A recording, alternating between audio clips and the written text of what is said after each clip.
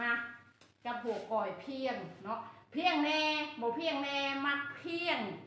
กันเลยหรือว่ามักบ่เพียงปานใดนี่เฮาเมนูบ่เพียงปานใดเด้อทุกคนเด้อสำหรับตัวนี้เด้อเนาะว่าเฮ็ดแบบใดสำหรับผู้ถามราคามาเนาะจะนำเมนูจะตอบนี่ผู้ใดมาเจอคลิปนี้โชคดีที่สุดเลยทุกคนโชคดีที่สุดเลยเพราะว่าหยังก่อนที่จะมาฮอดล็อตที่20เนาะมาเบิ่งนำกันว่าคัดสรรมาจักเท่าใดเนาะคัดสรรมาจักเท่าใดทุกคนเพื่อสิมาฮอดล็อตนี้เนาะนี่ผู้ใดที่อยากเป็นยิบเครื่องเนี่ยตัวนี้จะอยู่ในล็อตที่3ล็อตที่2ล็อตที่3นี่เพราะว่าอย่างเพราะว่าจะมีการปรับการเปลี่ยนทุกคนสูตรเนาะให้แบบง่ายๆตัวนี้ล็อตที่8ตัวนี้ล็อตที่10เอามาให้เบิ่งเลขเนาะคันยันคันบ่เชื่อล็อตที่10ล็อตที่11เอาเบิ่งเลขล็อตที่11ใจเย็นๆเด้อทุกคนตัวนี้ล็อตที่12เนาะล็อตที่12วันนี้มาล็อตที่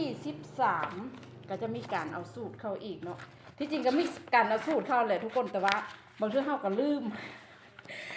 จดลืมอย่างไว้เนาะเห็นว่าเฮาจะเอาเข้าแล้วเฮาจะแนบอยู่หั่นอยู่นี่เนาะก็มีการติวกับอันห้องพิมพ์เพิ่นทุกคนตอนนี้ก็ยังบ่ทันได้ส่งเทื่อเนาะสำหรับแบบมื้อนี้น่ะกำลังส่งว่าให้พิมพ์ให้ล็อตที่20ไว้ก่อนเพราะว่าล็อตที่20บ่มีเลย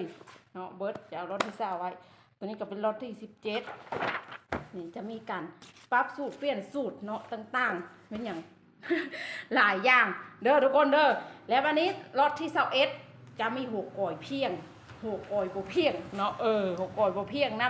ำหัวก่อยบ่เพียงแบบใดก็คือแบบนี้แหละทุกคนนี่บ่เพียงน้อยนึงนี่เมนูมักแบบซีเนาะเพราะว่าบางเรื่องเฮาเอาเพียงหลายเวลานึงมันอาจจะหัวก่อยมันอาจจะลงมาพีเนาะมันลงมาพีเฮ็ดให้ขี้ร้ายได้ถ้ากายตรงนี้ปุ๊บนี่ถือว่าขี้ร้ายทุกคนเนาะก็จะมีสูตรในคู่มือเมนูนี่เด้อสำหรับราคาทุกคนเมนู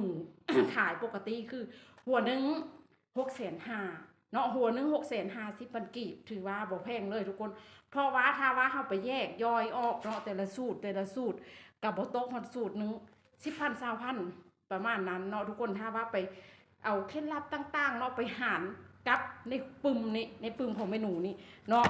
มี6-70นานี่กับบ่ถึงฮอดนาฮอดสูตรแบบว่าแต่ค่าได้หัวเก็ตเนาะขนาดได้แต่เพียงหัวเก็ตน่ะก็ยังถือว่าคุ้มค่าแล้วนะทุกคนวันนี้ไปเอาหัวก่อยเพียงเข้าอีกเนาะนี่ซิตัวนี้จะเป็นต่อตีน2ข้างเนาะนี่ต่อตีน2ข้างนี่สูตรนี้จะเป็นสูตรต่อตีน2ข้างเฮ็ดแบบใดเฮาอยากได้อันโตต่อตีนของมันนะอยู่ข้างอยู่เพียงกันเลยบ่หรือว่าอยู่เบี่ยงไปจักหน่อยเฮาก็สามารถเฮ็ดได้นะทุกคน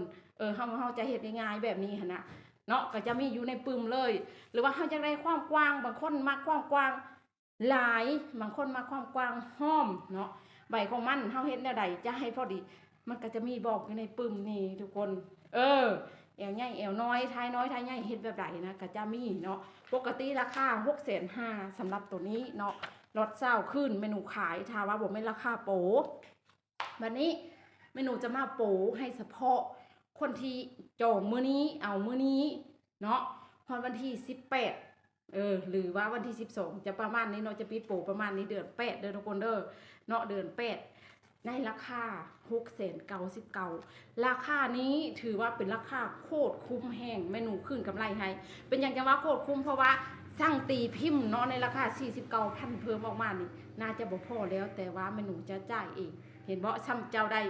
อันหัวก่อยเพียงไปละลาเนาะสำหรับราคานี้ถ้าว่าปิดโปรปุ๊บจะเป็นราคา799เด้อทุกคนเด้อผู้ใดสนใจก็สั่งได้เนาะอันนี้คือมาให้เบิ่งว่า